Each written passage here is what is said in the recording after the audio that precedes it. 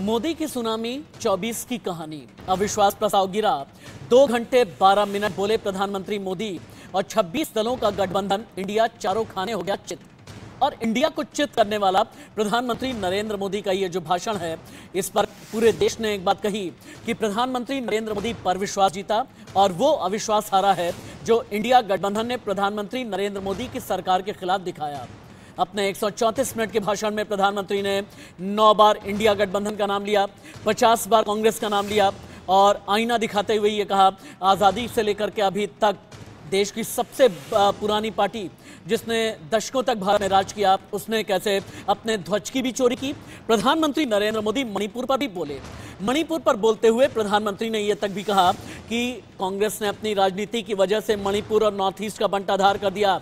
मेरे मंत्री परिषद पिछले 9 साल में अलग अलग मंत्री कम से कम 400 बार नॉर्थ ईस्ट गए हैं, लेकिन आप अपने बारे में बताइए। इससे पहले गृह मंत्री अमित शाह ने अटैक किया, स्मृति ईरानी ने अटैक किया, लेकिन प्रधानमंत्री नरेंद्र मोदी का 134 मिनट का भाषण और काफी हद तक एजेंडा एकदम क्लीन एंड क्लियर है कि इंडिया गठबंधन की लिटमस टेस्ट में यह पहली हार है। और उससे भी बड़ी बात यह है कि राहुल गांधी के भाषण की भी बखिया उधेड़ करके प्रधानमंत्री नरेंद्र मोदी ने रख दी। एक बार आप देखें कुछ चुनिंदा टुकड़े कि राहुल गांधी की स्पीच, इसका जवाब कैसे प्रधानमंत्री ने दिया और प्रधानमंत्री ने कैसे 2024 का भी चुनावी एजेंडा किया सेट।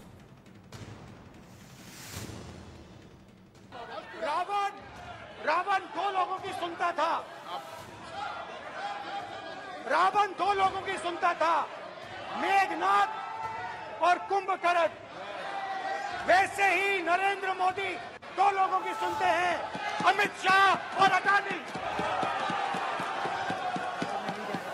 भाई और बहनों, लंका को हनुमान ने नहीं जलाया था, लंका को रावण के अहंकार ने जलाया था। प्लीज माननीय सदस्य, आप संयमित बोले। आप ये सदन है, आप तरीके से बोलिए। माननीय राम ने रावण को नहीं मारा था, रावण के अहंकार ने रावण को मारा था। आप पूरे देश में केरोसिन फेंक रहे हो, पूरे देश में आप केरोसिन फेंक रहे हो। आपने मणिपुर में केरोसिन फेंकी और फिर चिंगारी लगा दी। अब आप हरियाणा में कर रहे हो, पूरे देश को आप जलाने में लगे हो। लंका हनुमान ने नहीं जलाई, लंका हनुमान ने नहीं जलाई, उनके घमंड ने जलाई। और ये बिल्कुल सच है। आप देखिए, जनता जनार्दन भी भगवान राम के रूप की है, जनता जनार्दन भी भगवान राम के रूप की है और इसलिए 400 से 40 हो गए। हनुमान ने लंका नहीं जलाई, घमंड ने जलाई और इसलिए 440 हो गए, 400 से 40 हो गए। 3 दिन अविश्वास प्रस्ताव की कई बहस। इस बहस में अलग अलग नेता बोले, कांग्रेस के नेता भी बोले, भारतीय जनता पार्टी के सांसद भी बोले, लेकिन अधीर रंजन चौधरी जो लोकसभा में नेता विपक्ष हैं, जिन्हें सस्पेंड किया गया, वो भी बोले। गृह मंत्री अमित शाह ने भी जवाब दिया। गृह मंत्री अमित शाह ने यह बताया कि किस तरह से मोदी सरकार का इकबाल बुलंद है। जब राजा अंधा रहते हैं, धृतराष्ट्र जब अंधा रहते थे, उस समय द्रौपदी की बस्तरण हुई थी। आज भी राजा अंधे बैठे हैं, इसलिए किसी को नाम नहीं लिया, किसी को नाम नहीं लिया मैं, किसी को नाम नहीं लिया मैं। तो इसलिए जहां राजा अंधा बैठे रहते, जहां राजा अंधा बैठे रहते, वहां द्रौपदी की बस्तरण, चाहे वो हस्तिनापुर में हो, चाहे वो मणिपुर में हो, होते ही रहते। मणिपुर माननीय और अध्यक्ष हस्तिनापुर में कोई फर्क नहीं रहता। मैं अभी ये जो प्रयास कर रहे हैं, उनकी पार्टी ने उनको समय नहीं दिया। मेरे बोलने के साथ बात दिया जाएगा। आपने समय दिया, उसमें कुछ स्कोर करना चाहते हैं, कुछ मान्यता मगर माननीय अध्यक्ष जी, इस सदन की एक गरिमा है। देश के प्रधानमंत्री जी के बारे में जिस प्रकार का ये उल्लेख कर रहे हैं, मुझे लगता है ये विपक्ष के नेता के लिए शोभा नहीं देता। आपने उनको या तो कंट्रोल करना चाहिए या तो ट्रेजरी बैंक के एमपी भी ये नहीं सुन पाएंगे। प्रधानमंत्री नरेंद्र मोदी के भाषण के बाद, प्रधानमंत्री नरेंद्र मोदी का आईना दिखाने के बाद कैसे क्यों ये कहा जा रहा है कि 26 विपक्षी दलों का इंडिया गठबंधन चारों खाने चित है? डिबेट में ओपन कर देता हूं। मृत्युंजय झा नेता है भारतीय जनता पार्टी के, पुष्कर सिंह प्रवक्ता कांग्रेस, विजय प्रकाश नेता RJD, Khalid Anwar MLC JDU, Nishant Mishra प्रवक्ता हैं एलजेपीआर के। थैंक यू सो मच मेरी डिबेट में पार्टिसिपेट करने के लिए। अब सबसे पहले बीजेपी नेता से मैं सवाल करना चाहूंगा। मृत्युंजय जी, 133 मिनट के भाषण में पीएम ने 9 बार इंडिया बोला, 50 बार कांग्रेस बोला, 18 बार मणिपुर, लेकिन एक बार भी राहुल गांधी का नाम क्यों नहीं लिया? क्या राहुल गांधी का नाम लेना मुनासिब भी नहीं समझा? आप सुन पा रहे हैं? मृत्युंजय जी, आप तक आवाज आ रही है क्या? आप पुष्कर सिंह जी के पास में चलते हैं। पुष्कर जी, प्रधानमंत्री ने कांग्रेस के गठन से लेकर के झंडे और पंजे तक पे सवाल उठाया। हर हिस्ट्री को पीएम ने चोरी करार दिया। क्या 134 मिनट के भाषण में कांग्रेस को अब तक का सबसे बड़ा झटका लगा? पहले तो सब आपके तमाम दर्शकों को नमस्कार। जैसा कि महीनों से जलता एक प्रदेश 2 भागों में बंटता जा रहा है। एक प्रदेश वहां जहां युवाओं के हाथों में कलम होना चाहिए, वहां हथियार है। जहां महिलाओं के साथ आबरू के वो तार-तार कर दी गई, उस प्रदेश के बारे में हमारे प्रधानमंत्री मोदी जी ने कोई चर्चा नहीं की। 2 घंटे के भाषण में क्यों चर्चा नहीं की? क्या बात आप कर रहे हैं? आप मणिपुर की बात कर रहे हैं ना? मणिपुर पर प्रधानमंत्री ने बहुत कुछ बोला। प्रधानमंत्री ने कहा कि मिजोरम में आग लगाने वाले आप लोग, मणिपुर में आग लगाने वाले आप, पंजाब में आग लगाने वाले आप। बात मुद्दे पे आते हैं ना सर, अभी पहले पूरी बात सुने। 2 घंटे के भाषण में मोदी जी ने 2 मिनट 12 सेकंड का अपना मणिपुर का डिबेट किया। मणिपुर पे चर्चा करने के बजाय ज्योतिराव सिंधिया मध्य प्रदेश से बोले। मैं आपकी बात मानता ही नहीं। आप कह रहे हैं कि 2 से 2.5 मिनट पीएम मणिपुर पर बोले। निशांत जी, ऐसा है क्या? निशांत जी, सच्चाई क्या है? अब तो कल तो सभी को, विपक्षी दल को तो इंजेक्शन लग ही गया प्रधानमंत्री जी का। आपने देखा ही। ये कौन वाला इंजेक्शन है? ये कोविड वाला है? कोविड की दवाई वाला है या कोई और इंजेक्शन है? इंजेक्शन लग गया। ये तो इंजेक्शन लगा है तो फटफटाहट तो दिख ही रही है। अरे भाई, ये विपक्ष ऐसे विपक्ष हैं, 3 दिन तक मणिपुर पे डिबेट चला है, किसी ने आरोप प्रत्यारोप के अलावा सॉल्यूशन नहीं दिया। क्या आपकी जिम्मेदारी यही है क्या कि सिर्फ आप आरोप और प्रत्यारोप करते रहे, एक आदमी का विरोध करते रहे? आपको विपक्ष में बैठने का सौभाग्य प्राप्त हुआ है, आपने सॉल्यूशन की बात की, लेकिन नहीं, सिर्फ और सिर्फ इनकी राजनीति रोटियां सेकने के लिए ये लोग काम करते हैं और सेलेक्टिव चीजों को उठाते हैं। इनको सिर्फ मणिपुर की घटना। एक बार डिबेट ओपन टू ऑल जल्दी से कर देता हूं मैं, एक बार सभी के लिए ओपन कर देता हूं डिबेट, फिर से आपके पास में आएंगे। विजय प्रकाश जी, प्रधानमंत्री ने कहा कि आपका जो गठबंधन है इंडिया नहीं बल्कि घमंडिया गठबंधन है। आप में से हर कोई महत्वाकांक्षी है और आप लोग घमंडिया गठबंधन चला रहे हैं। जवाब दें। देखिए, जब इंडिया गठबंधन बना तो माननीय मोदी जी के कलेजा पर सांप लौटने लगा। अब वह अनर्गल बयान देना शुरू कर दिए हैं। इससे यही साबित होता है कि उनको डर और भय समा गया है कि 2014 से लगातार जो देश को ठगने का काम किया, लोगों को जो है बरगलाने का काम किया, अब कतई कोई बर्दाश्त करने वाले नहीं है, चाहे वह विपक्षी नेता हो, चाहे देश के 140 करोड़ जनता हो। इसलिए वह जो है अनर्गल बयान देने का काम करते हैं। इंडिया नाम सुनते ही उनको जो है छटपटाहट हो गया है। अरे उनको जिस चीज़ पर बोलना चाहिए, जिस पर जो है चर्चा होनी थी, मणिपुर पर कि कितने महिलाओं के साथ बलात्कार किया गया, कितने महिलाओं को जो है नग्न करके नचाया घुमाया गया, कौन उनके साथ जो है अन्याय किया, वहाँ के विजय जी, आप तो पूर्व मंत्री भी हैं। विजय जी, आप तो पूर्व मंत्री भी हैं। ये सब कहीं प्रधानमंत्री ने मणिपुर पर कई बातें कही, मणिपुर को लेकर के प्रधानमंत्री ने गारंटी दी। मणिपुर पर प्रधानमंत्री ने कहा, मणिपुर पर प्रधानमंत्री ने कहा, चर्चा की है, सुन तो लीजिए आप, कोई बात नहीं की है। मणिपुर पर प्रधानमंत्री ने कहा, मेरे मंत्री परिषद के मंत्री 400 बार मणिपुर गए, 400 बार मणिपुर गए, मैं खुद 50 बार पिछले 9 साल में नॉर्थ ईस्ट गया। मणिपुर समस्या के पीछे अगर कोई है तो ये सिर्फ कांग्रेस की राजनीति है। एक बार मृत्युंजय जी के पास में चलते हैं। मृत्युंजय जी, यहां पर बैठे हुए नेता ये कह रहे हैं कि इंडिया गठबंधन से प्रधानमंत्री नरेंद्र मोदी डर गए हैं। यही एक वजह है कि मणिपुर पर तो इतना नहीं बोले, लेकिन प्रधानमंत्री नरेंद्र मोदी सबसे ज्यादा अगर बोले तो 9 बार इंडिया गठबंधन पर बोले। जवाब दें। 134 मिनट में पीएम ने 9 बार इंडिया गठबंधन पर वार किया। देखिए, मुझे लगता है तो इंडिया गठबंधन पर वार नहीं किया। विजय जी एक मिनट रुकिए, विजय जी मृत्युंजय जी बोलेंगे, मृत्युंजय जी बोलेंगे। विजय जी 1 मिनट। वो बयान अपने आप में इतना आश्चर्यजनक है। वो कैसे यात्रा की, कितना समय बर्बाद किया उन्होंने पार्लियामेंट का। पार्लियामेंट में क्या विषय रखा जाता है ये तो समझ होनी चाहिए। और इसलिए जब माननीय प्रधानमंत्री नरेंद्र मोदी जी ने बातों को रखना शुरू किया तो नारा लगाना शुरू कर दिए, और जब बीजेपी से नारा लगने शुरू हुए तो बौखला गए। और उन्होंने एक एक विषय को बड़ी बारीकी से रखा है।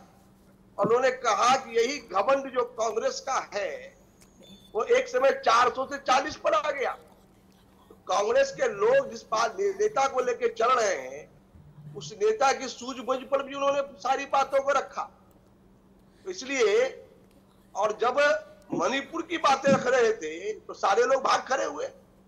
तो अभी इंडिया परास्त हो गया। और उन्होंने कहा कि जिसने आज तक तिरंगा झंडा को भी अपने हिसाब से सजा लिया, जिसने इंडिया को भी टुकड़ा टुकड़ा कर दिया, जिसने 14 आप एकदम ठीक कह रहे हैं। मृत्युंजय जी आप रहे, मृत्युंजय जी आप रहे, मृत्युंजय जी एक मिनट रुकिए आप।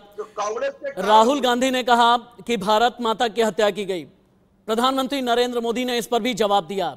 कोई भी एक इशू ऐसा नहीं रहा जिस पर प्रधानमंत्री नहीं बोले। भारत मां हमारी मां है, हमें सदन में बोलते समय संयम बरतना चाहिए। मेरा अपनी मां की हत्या की बात कर रहा हूं, मैं मणिपुर में अपनी मां की हत्या की बात कर रहा हूं। मैं आदर से बोल रहा हूं, आपने मेरी मां की हत्या की मणिपुर में। एक मेरी मां यहां बैठी है, दूसरी मां को आपने मणिपुर में मारा है।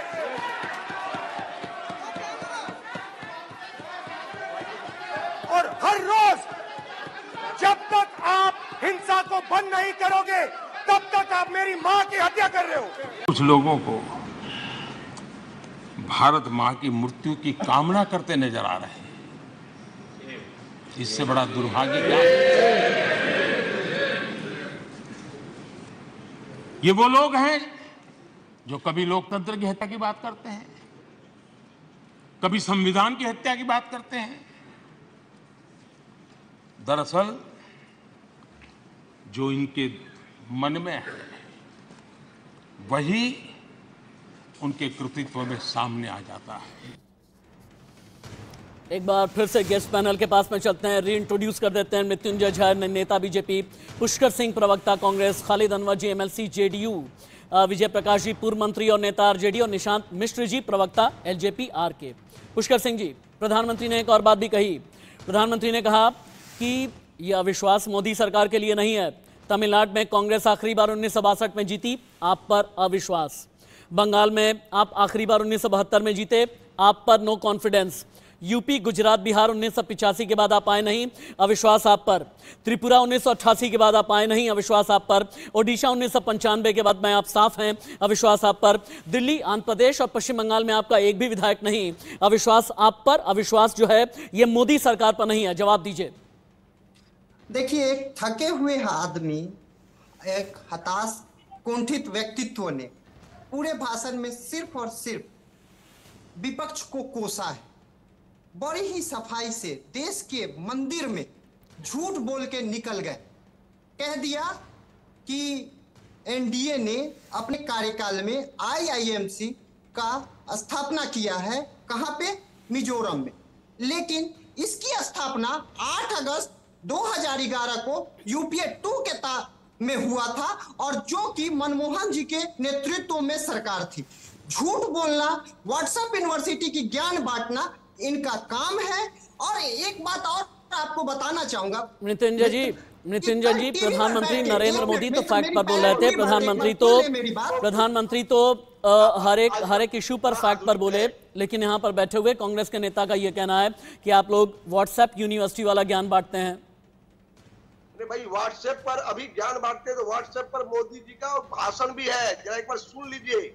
उन्होंने देश को 5वीं बड़ी शक्ति आर्थिक शक्ति हुई ये भी बताया, और 3री बड़ी शक्ति होगी ये भी बताया, और किस किस ऑर्गेनाइजेशन ने क्या बताया भारत के बारे में, चीख चिल्लाहट नहीं, चीख चिल्लाहट बिल्कुल भी नहीं। आप सुनते भी नहीं, अजीत श्रीवास्तव, सुनना भी नहीं चाहते। मृत्युंजय जी बस 1 मिनट, मृत्युंजय जी बस 1 मिनट, मृत्युंजय जी एक बिंदु को छूने का काम माननीय प्रधानमंत्री जी ने किया है। मृत्युंजय जी बस 1 मिनट दे दें आप। अजीत, अविश्वास प्रस्ताव, 3 दिन की बहस, 3 दिन की चर्चा, हर कोई बोला, 3 दिन का स्कोर कार्ड किसके नाम क्या रहा? क्या अधीर रंजन चौधरी फंस गए हैं? आगे अधीर रंजन चौधरी के खिलाफ क्या एक्शन होगा? देखिए साथों पर राशिद, कहीं ना कहीं अधीर रंजन चौधरी अपने बयानबाजी में फंसे नजर आए, और कहीं ना कहीं अब जो ये पूरा मामला है संवैधानिक पीठ पे जाएगा, वहां से कार्रवाई होती नजर आएगी, जिसके लेके सस्पेंड तो हो गए, लेकिन अब कार्रवाइयों पर है कि अब जिस हिसाब समिति क्या कुछ कार्रवाई करती है और किस हिसाब से बयानबाजी को देखती है, उस तरह से समिति तय करेगी। लेकिन फिलहाल जिस हिसाब से पीएम मोदी ने जवाब देते हुए साथों पर कहा कि जो आदमी पहले गमले में मूली तक नहीं उगा पाता था, वो पहली बार खेतों में जाकर पहली बार खेती देखते नजर आता है, एसी गाड़ियों के शीशे उतारता है, वो भी तो है लाल मिर्च हरी मिर्च। जी बिल्कुल, वही कह रहे कि जो पहले कभी फील्ड में नहीं जाता था उसे अचानक किसान और खेती नजर आ रही है, ये तमाम तंज करते। साथ ही साथ ये भी कहा कि पहले से तैयारी करके विपक्ष आता तो बेहतर होता, सियासत बाद में कर लीजिए, पहले तैयारियां करके आइए, मसौदा क्या है, मुद्दा क्या है, अविश्वास प्रस्ताव किस पे बात करनी है वो पता ही नहीं है, बस जिसको जो आ रहा है वो अपनी बातें कर रहा है, जो विपक्ष में आ रहा है अपनी अपनी बातें करके चला जा रहा है। इसका पूरी तरह से तंज और सही ढंग से लेकिन पुष्कर सिंह जैसे कुछ लोग हैं अजीत, जिनका ये कहना है कि प्रधानमंत्री जो भी बोलते हैं व्हाट्सएप यूनिवर्सिटी के डेटा पर बोलते हैं। लेकिन पुष्कर जी एक बार आप सुनिए, अगर आपको याद नहीं है, याददाश्त पर जोर डालने के लिए एक बार फिर से मैं सुनाता हूं कि प्रधानमंत्री नरेंद्र मोदी ने चुन चुन करके कैसे आपको आपकी गलतियां याद दिलाई हैं, और ये गलतियां यूं ही नहीं हैं बल्कि ये हिमालयन ब्लंडर्स हैं। अधीर बाबू को क्या हाल हो गया, उनकी पार्टी ने उन्हें बोलने का मौका नहीं दिया। ये तो कल अमित भाई ने बहुत जिम्मेवारी के साथ कहा कि भाई अच्छा नहीं लग रहा है, और आपकी उदारता थी कि उनका समय समाप्त हो गया था, तो भी आपने उनको आज मौका दिया। लेकिन गुड़ का गोबर कैसे करना उसमें ये माहिर है। उस समय भी मैंने कहा था कि अविश्वास प्रस्ताव हमारी सरकार का फ्लोर टेस्ट नहीं। विपक्ष के कुछ दलों के लिए उनके आचरण से, उनके व्यवहार से उन्होंने सिद्ध कर दिया है कि देश से ज्यादा उनके लिए दल है। आपको गरीब के भूख की चिंता नहीं है, सत्ता की भूख, यही आपके दिमाग पे सवार है। आपको देश के युवाओं के भविष्य की परवाह नहीं है, आपको अपने राजनीतिक भविष्य की चिंता है। आप झूठे तो अविश्वास प्रस्ताव पर झूठे, और अपने कट्टर भ्रष्ट साथी उनकी शर्त पर मजबूर होकर के मैं हमारे विपक्ष के साथियों से यही कहूंगा कि आप तैयारी करके क्यों नहीं आते जी, थोड़ी मेहनत कीजिए। और मैंने 5 साल दिया आपको मेहनत करने के लिए, 18 में कहा था कि 23 में आप आना, जरूर आना, 5 साल भी नहीं कर पाए आप लोग। क्या हाल है आप लोगों का। प्रधानमंत्री नरेंद्र मोदी ने कहा कि मैंने 5 साल पहले भी कहा था कि आप तैयारियां करके क्यों नहीं आते। इस बार भी मैं कहूंगा कि 2028 में तैयारी करके आ पाएंगे। लेकिन विजय जी आपको लगता नहीं भाई, आप लोग तो राम मनोहर लोहिया या जेपी आंदोलन से उपजी हुई पार्टियां हैं, आप उसी विरासत की बात करते हैं। एक बार जितने गेस्ट हैं प्लीज टीम पीछे लेकर के आइए। लेकिन विजय जी, आप लोगों को बार बार एम्बेरसमेंट कांग्रेस या राहुल गांधी की वजह से हो जाता है क्या? इस बार राहुल गांधी की फ्लाइंग किस की वजह से बहुत ज्यादा दिक्कत हो गई क्या इंडिया गठबंधन को? विजय जी,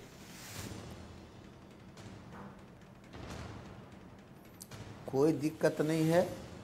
कोई जो है अनर्गल बयान या तो अनर्गल व्यवहार तो नहीं किया गया है, लेकिन इसको तुल देना भारतीय जनता पार्टी को जानते ही हैं कि जुमलेबाजी करके अनर्गल बयान देना। माननीय प्रधानमंत्री जी 2 घंटा सवा 2 घंटा भाषण दिए हैं। कितने देर तक मणिपुर की घटनाओं पर चर्चा किए कि मणिपुर में क्या हुआ, किस तरीके से हम उसको सुधार कर रहे हैं, कितने लोग जो है अभी तक बेघर हैं, कितने लोगों को नग्न किया गया, उस पर क्या कार्रवाई की गई।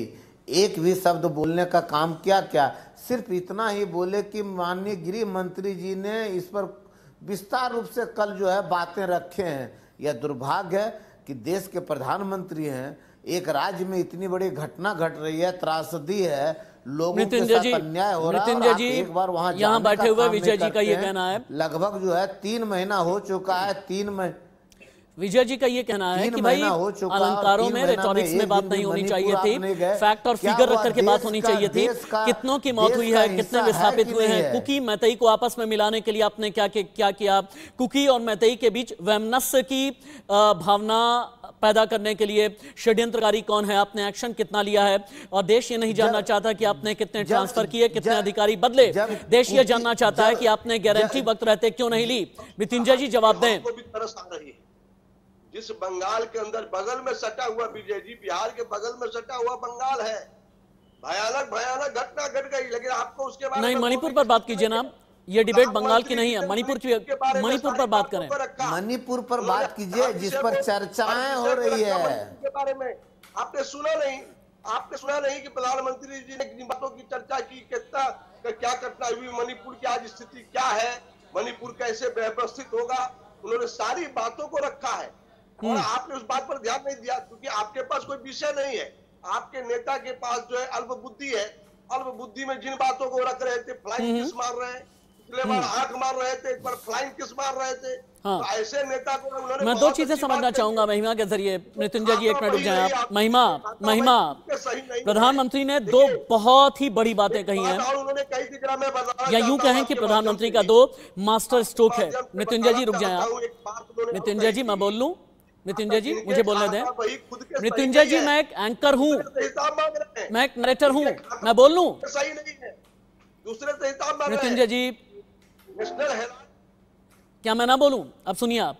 महिमा, प्रधानमंत्री ने कहा अब शब्द बोलो भाग जाओ, कूड़ा फेंको भाग जाओ, झूठ फैलाओ भाग जाओ, लोकतंत्र में जिनका भरोसा नहीं होता वो यही करते हैं। प्रधानमंत्री ने कहा कांग्रेस उन लोगों की मदद करती है जो कहते हैं कि सिलीगुड़ी के पास जो कॉरिडोर है उसे काट दें तो नॉर्थ ईस्ट अलग हो जाएगा। कांग्रेस पर प्रधानमंत्री ने बड़ा अटैक किया, इंडिया गठबंधन पर प्रधानमंत्री ने बड़ा हमला किया। इसका माकूल जवाब देने के लिए संसद भवन के अंदर या संसद भवन के बाहर क्या वाकई में स्कोर कार्ड में कोई पीएम के आगे ठहरा, गृह मंत्री के आगे कोई टिका, या फिर स्मृति ईरानी का भी कोई जवाब देने लायक रहा पिछले 3 दिन में? राशिद जी देखिए, जब हम बात करते हैं नो कॉन्फिडेंस मोशन की, क्योंकि आपकी डिबेट में ना हर चीज बाकायदे और सटीक तरीके से क्लियर हो जाती है। यहाँ पे तमाम पैनलिस्ट बैठे हैं, मैं अभी भी सुन रही थी। पहला सवाल जो आपने किया कि क्या अमित शाह, स्मृति ईरानी या प्रधानमंत्री नरेंद्र मोदी के सामने कोई टिका, तो कोई नहीं टिका, सब वॉकआउट कर गए। अब विपक्ष जिस तरीके से, क्योंकि बतौर जर्नलिस्ट हम ये बात करते हैं कि लगातार हमने देखा कि मॉनसून सत्र चल रहा था, हालांकि प्रधानमंत्री ने, मैं इस पे थोड़ा ध्यान दिलवाना चाहूंगी कि किस तरीके से प्रधानमंत्री नरेंद्र मोदी ने जब इस डिबेट को खोला था तो उन्होंने साफ तौर से एक बात कही थी जो बहुत महत्वपूर्ण बात है कि किस तरीके से बिल जो है, अब वो चाहे डेटा प्रोटेक्शन का बिल हो, चाहे वो तमाम ट्राइबल से रिलेटेड बिल हो, ये कुछ ऐसे बिल थे जिन पर डिस्कशन होना था, जिस पर विपक्ष ने डिस्कशन नहीं किया और डिस्कशन ना करते हुए वो वॉकआउट कर जाते हैं। हालांकि प्रधानमंत्री नरेंद्र मोदी ने बोलना शुरू किया था, अब वो किस समय बोलेंगे, क्या बोलेंगे, कब मणिपुर में बोलेंगे, ये तो धैर्य रखना चाहिए था। ऑपोजिशन पार्टी वॉकआउट कर जाती है जिस तरीके से धीरे धीरे प्रधानमंत्री आप लोग बनते तो हैं रणधीर, आप लोग बनते तो हैं रणधीर, लेकिन बन जाते हैं रणछोड़। जब चर्चा होनी है वॉकआउट कर देते हैं।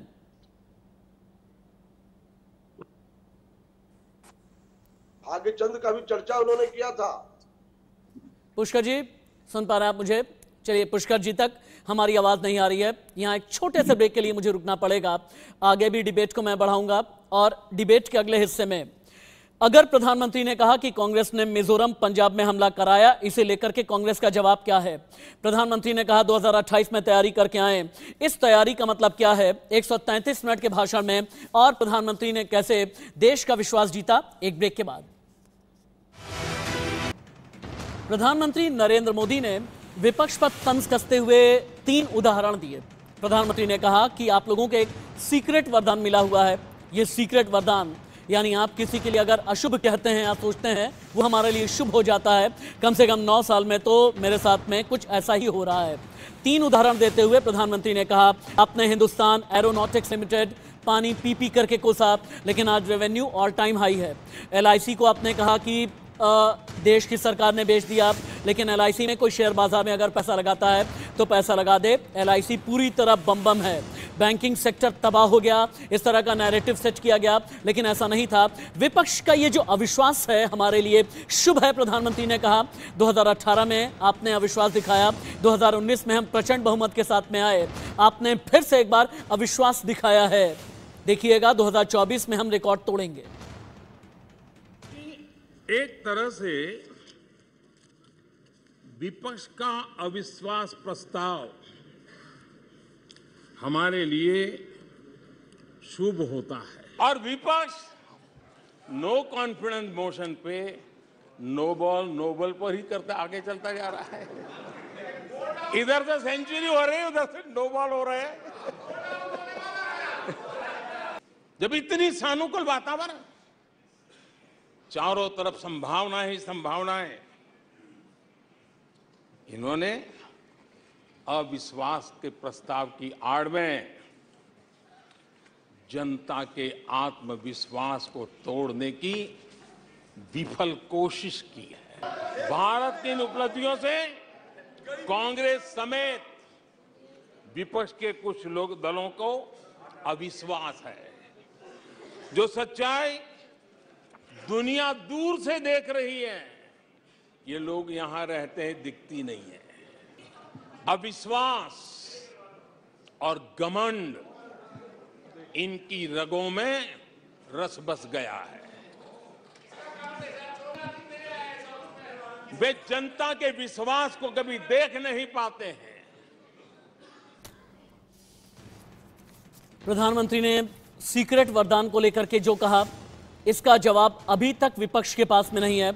एक बार फिर से चलते हैं विजय प्रकाश जी के पास में। विजय प्रकाश जी, सीक्रेट वरदान को लेकर के प्रधानमंत्री ने 3 बातें कही हैं। आप कहते थे हिंदुस्तान एरोनॉटिक्स लिमिटेड, आज की तारीख में हिंदुस्तान एरोनॉटिक्स लिमिटेड यानी HAL सफलता के नए कीर्तिमान गढ़ रहा है। आप कहते थे LIC को डुबो दिया, LIC शेयर बाजार के लिए बिल्कुल बम है, LIC में किसी के पैसे नहीं डूबे।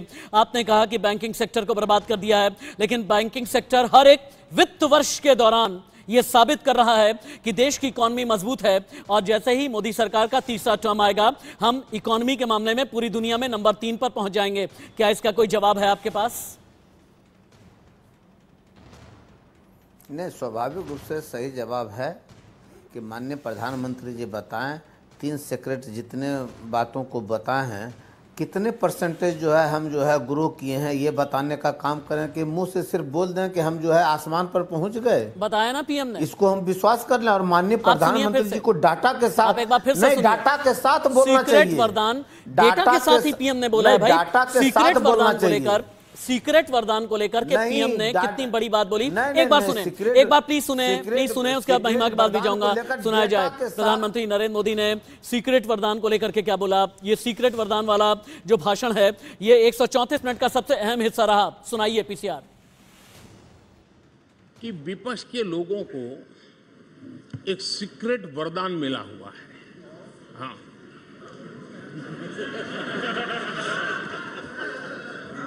सीक्रेट वरदान मिला हुआ है। और वरदान ये कि ये लोग जिसका बुरा चाहेंगे उसका भला ही होगा। अब ये जो शुतुरमुर्ग अप्रोच है, इसके लिए तो देश क्या कर सकता है। एक उदाहरण तो आप देखिए, मौजूद है। 20 साल हो गए, क्या कुछ नहीं हुआ, क्या कुछ नहीं किया गया, लेकिन भलाई होता गया। तो आपको बड़ा सीक्रेट वरदान है जी कि इन लोगों ने कहा था बैंकिंग सेक्टर के लिए, बैंकिंग सेक्टर डूब जाएगा, बैंकिंग सेक्टर तबाह हो जाएगा, देश खत्म हो जाएगा, देश बर्बाद हो जाएगा, न जाने क्या क्या कहा था। और बुरा चाहा बैंकों का तो हुआ क्या? हमारी public sector banks net profit 2 गुने से ज्यादा हो गया।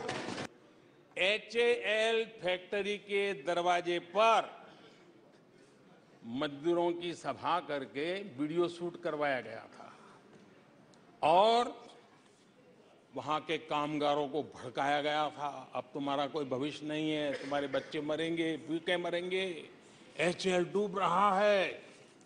वो सीक्रेट आज HAL सफलता की नई बुलंदियों को, आप जानते हैं LIC के लिए क्या क्या कहा गया था? LIC बर्बाद हो गई, गरीबों के पैसे डूब रहे हैं, गरीब कहां जाएगा, बेचारे ने बड़ी मेहनत से LIC में पैसा डाला है। LIC लगातार मजबूत हो रही है। यहाँ पे पहले बात इसका कोई अभी तक तो मुझे जो साक्ष्य दिखे हैं वैसा कुछ राहुल जी ने स्मृति ईरानी जी के साथ नहीं किया है। कोई मैंने ये बोला ही नहीं, मैंने कहा एक महिला विधायक बदतमीज बयान दे रही है। एक महिला विधायक, एक मिनट, हाँ महिला विधायक की बात करता हूं तो स्मृति ईरानी जी के संसद की सदस्य ने, हेमा मालिनी जी ने कहा है कि मैंने सिग्नेचर नहीं किया है, ऑफिशियल ये उनका स्टेटमेंट है। पुष्कर, या तो आप ठीक से सुन नहीं पा रहे हैं या फिर आप ड्रामा करने की कोशिश कर रहे हैं। मेरी डिबेट में ड्रामा मत कीजिए। मैंने कहा बिहार की एक महिला विधायक हैं, मेरी बात सुने आप, बिहार की एक महिला विधायक हैं, इनका नाम क्या है, इनका नाम भी बताता हूं मैं, 1 मिनट। महिला विधायक हैं, 1 मिनट से रुक जाइए आप। बिहार की महिला विधायक नीतू सिंह, चिल्लाइए नहीं, हल्कापन बिल्कुल नहीं, चिल्लाइए बिल्कुल भी नहीं, चिल्लाना मतलब हल्कापन होता है। ये मधु सिंह नाम की विधायक हैं, नीतू सिंह माफ कीजिएगा, नीतू सिंह नाम की विधायक हैं, जो ये कहती हैं कि अगर राहुल गांधी को फ्लाइंग किस देनी होती 50 साल की उम्र वाली को फ्लाइंग किस ना देते, अगर राहुल गांधी को वाकई में फ्लाइंग किस देनी होती। इतना बदतमीज बयान। महिमा आप बीच में आइए।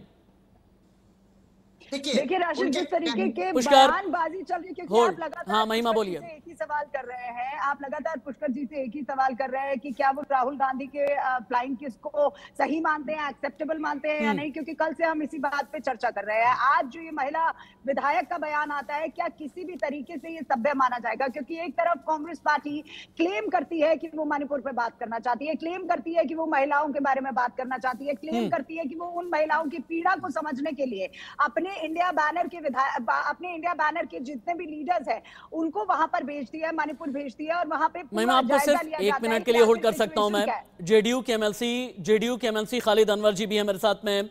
खालिद अनवर जी, इंडिया गठबंधन को 3 दिन की अविश्वास प्रस्ताव पर चर्चा में क्या मिला? देखिए, माननीय प्रधानमंत्री जी मणिपुर पर जबान खोलने को तैयार नहीं थे। वहां इंसानियत का कत्ल हो रहा था, लड़कियां नंगी नचाई जा रही थी और भारतीय जनता पार्टी की नीतियों की वजह से कुकी और मैतेई समुदाय में ये झगड़ा हुआ है।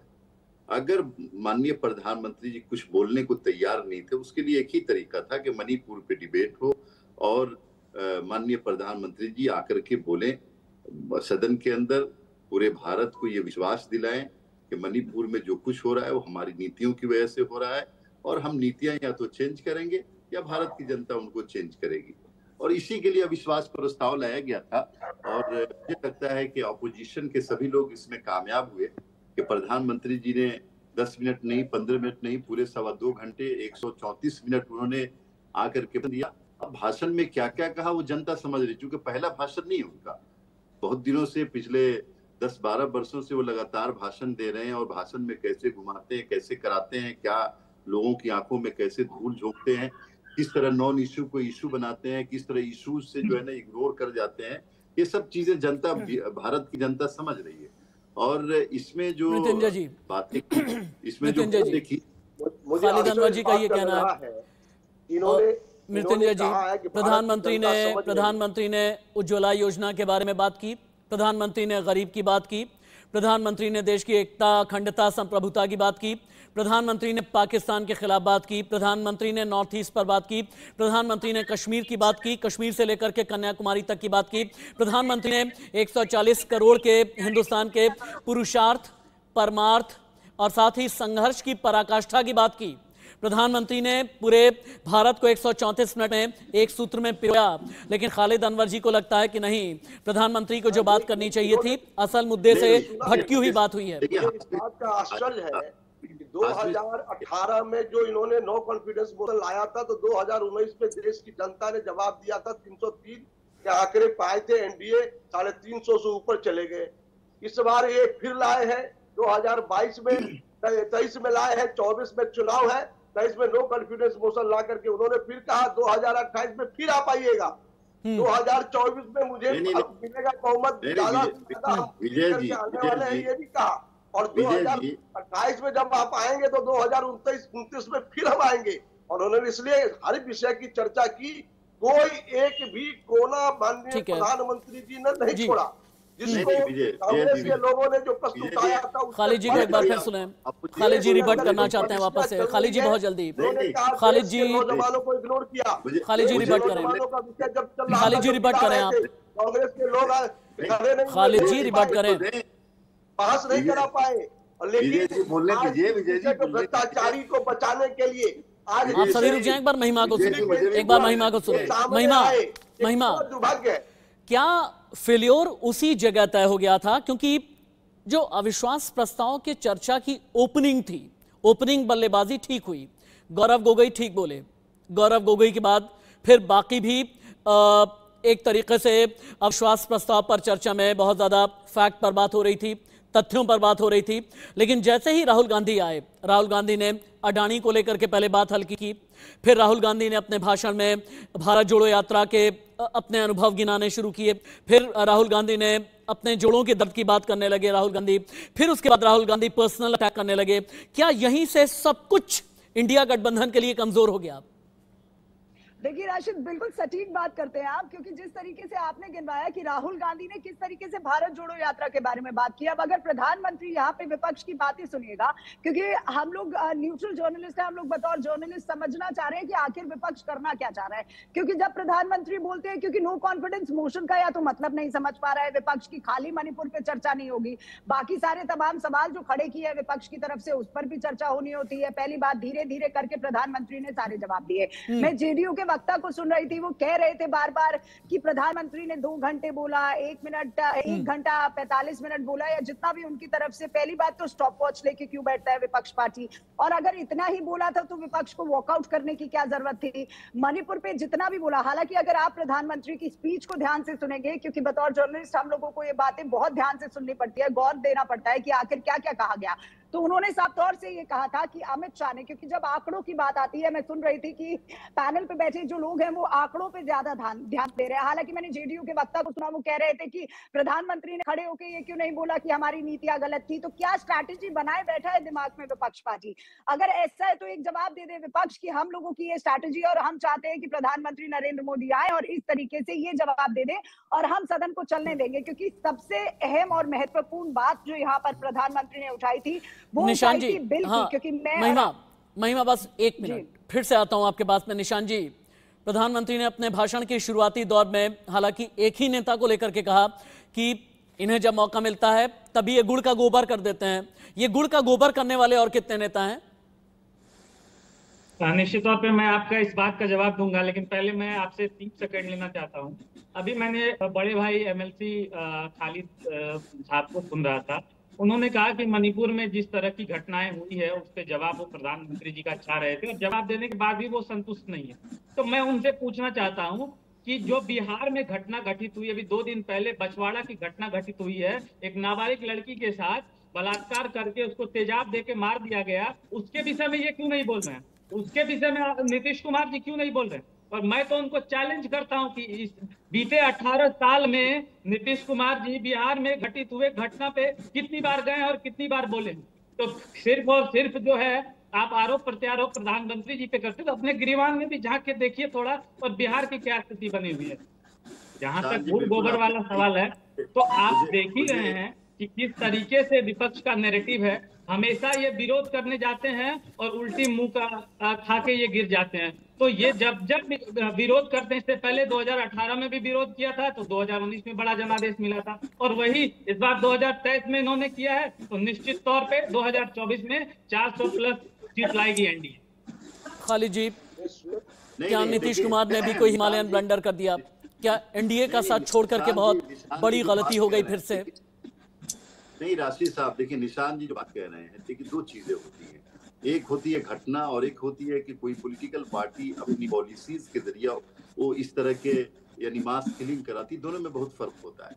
अगर बिहार में कोई घटना हुई है और लॉ एंड ऑर्डर है, उस पर कार्रवाई होगी, लेकिन मणिपुर में या हरियाणा में या गुड़गांव में या दूसरे स्टेट्स में जो घटनाएं हो रही भारतीय जनता पार्टी की नीतियों की वजह से, समाज में नफरत डालने की वजह से, और भारतीय जनता पार्टी के लीडर्स उस पर आंखें मूंद लेते हैं, तो ये तो चिंता की बात है। और जहां तक ये बात है कि आपको 19 में हम 18 में नो कॉन्फिडेंस लाए, जो 19 में जीते, आप जीतिए, आप 400 सीटें लेके आइए। मैं जानता हूँ कि आप लोग अच्छे मदारी हैं और किस तरह से आप लोगों की आंखों में धूल झोंकते हैं। मृत्युंजय जी, आप लोग मदारी हैं, जवाब दीजिए। मृत्युंजय जी, आप लोग मदारी हैं।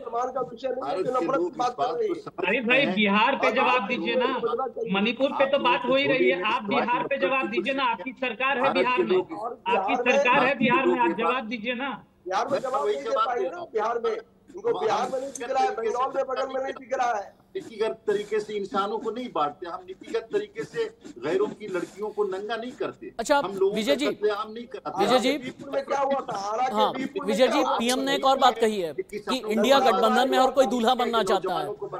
विजय जी, पीएम ने कहा है कि इंडिया गठबंधन में हर कोई दूल्हा बनना चाहता है। क्या आपकी पार्टी का भी कोई दूल्हा है जो सेहरा बन करके, सेहरा पहन करके तैयार है, जो घोड़ी चढ़ना चाहता है? विजय जी, देखिए माननीय प्रधानमंत्री जी, यही तो हम कहना चाहते हैं आप लोगों से मीडिया के माध्यम से कि डिबेट था मणिपुर का बदहाल स्थिति पर, लेकिन वह दुल्हा खोज रहे थे इंडिया का। अरे जिस तरह से भारतीय जनता पार्टी में सभी दुल्हा को नंगड़ा लुल्हा नेंगड़ा बनाकर अकेले दुल्हा बनना चाहते हैं, उस तरह से इंडिया गठबंधन में नहीं है। इंडिया गठबंधन में एक पर एक लोग हैं, और जब सही वक्त आएगा शादी में दूल्हा एक ही होता है ना, जो है प्रधानमंत्री शादी में एक दूल्हा होता है भाई, एक चुनाव है तो दूल्हा एक ही होगा ना। शादी यहाँ शादी विवाह नहीं है, शादी विवाह नहीं है। ये दुर्भाग्य है कि माननीय प्रधानमंत्री जी राजनीतिक पद को जो है दूल्हा बनाने का काम करते हैं, ये शर्म की बात है। ठीक है, विजय जी, निशान जी, खालिद जी, पुष्कर जी, मृत्युंजय जी, महिमा कटारिया, बहुत बहुत शुक्रिया आपका डिबेट में मेरे साथ रहने के लिए। लेकिन मैं इससे पहले कि कंक्लूड करूं, एक बार अविश्वास प्रस्ताव पर चर्चा में जितने बड़े बयान रहे, जो वाकई में मजबूती से जिन्होंने अपना पक्ष रखा, एक बार आप देखें जरूर।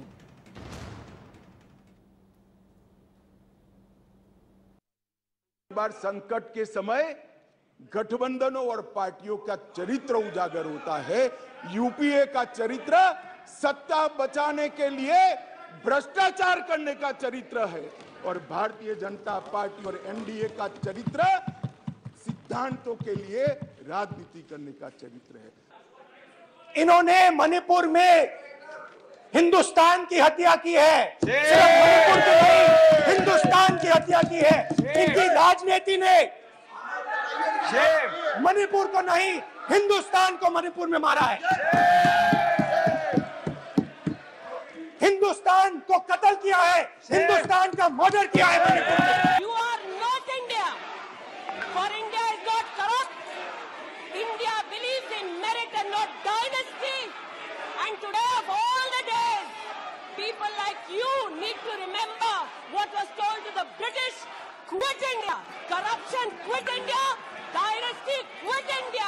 प्रधानमंत्री मोदी जी को कबूल करना पड़ेगा कि उनकी डबल इंजन की सरकार, उनकी सरकार मणिपुर में व्यर्थ हो गई है, विफल हो चुकी है। इसीलिए आज मणिपुर में 150 लोग मरे, लगभग 5000 घर जलाए गए। अरे भाई, आपको तो उस फोबिया से आप ग्रस्त हैं, आप उस फोबिया से ग्रस्त हो गए हैं। और आपकी विदाई होने वाली है, तो इसलिए भ्रष्टाचार की बात कर रहे हैं।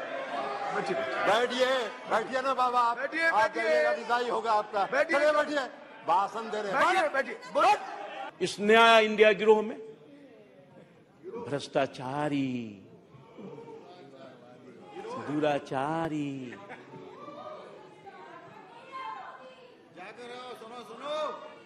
वंशवादी और तुष्टीकरण वाली पार्टियां शामिल है। दक्ष महोदय, एक्चुअल डिलीवरी से ट्रांसफॉर्मेशन होता है, ना कि मुंह से शब्द कहकर गुमराह करने से। इसीलिए आप जनता को सपने दिखाते हैं, हम जनता के सपने साकार करते हैं। नीरव मोदी सारे जिंदगी के लिए हमारे से दूर चले गए, लेकिन अब पता चला नीरव मोदी दूर नहीं गए। मणिपुर की घटना देखने के बाद मुझे यह पता चला नीरव मोदी यहाँ हिंदुस्तान में जिंदा है, और नरेंद्र मोदी नीरव मोदी बनके अभी भी चुपचाप अपने चुप्पी साधे होकर बैठे हैं। कहाँ गया आपका कॉन्शियस, कहाँ गया आपका जमीर, जब वहां की महिलाओं की अस्मतरेजी की जा रही है? और आप मुख्यमंत्री को नहीं हटाना चाहते इसलिए क्योंकि वो कोऑपरेट कर रहा है। सर, मैं हरियाणा और मणिपुर के वजीर आला के लिए किसी शायर ने अच्छा कहा था कि कुर्सी है तुम्हारा ये जनाजा तो नहीं, कुछ कर नहीं सकते तो उतर क्यों नहीं जाते? आखिर कहां गया? उन ताबूतों में खो गया क्या आपका कॉन्शियस, आपका जमीर? The Manipur issue is mired in silence and in the government's whataboutery and false equivalences. I will point these out as best as I can. The treasury bunches have made vitriolic comments on why only Manipur. What about the instances of rape and murder in Rajasthan, in Chhattisgarh, in West Bengal? We in turn have felt compelled to ask, what about the violence in Haryana? अविश्वास प्रस्ताव, मोदी सरकार की जीत हुई, India गठबंधन की हार हुई। लेकिन खबर सिर्फ इतनी भर नहीं है। खबर यह है कि 2024 का चुनावी एजेंडा सेट हो गया। खबर यह है कि प्रधानमंत्री नरेंद्र मोदी ने अपनी खुद की ताकत का एहसास कराया। खबर यह है कि राहुल गांधी को लेकर के जितना कॉन्फिडेंस बिल्डअप करने की कोशिश कांग्रेस के नेताओं ने की, वो पटाखा लगभग फुस नजर आया। हाँ, इतना जरूर है कि कांग्रेस की तरफ से गौरव गोगोई जब बोले तो मजबूती के साथ में बोले। मणिपुर पर चर्चा आगे और होनी चाहिए, लेकिन उससे पहले मणिपुर की सेफ्टी सिक्योरिटी की गारंटी इंश्योर यानी सुनिश्चित होनी चाहिए, ऐसा मेरा और मेरे चैनल का मानना है। एक ब्रेक, कहीं मत जाइएगा।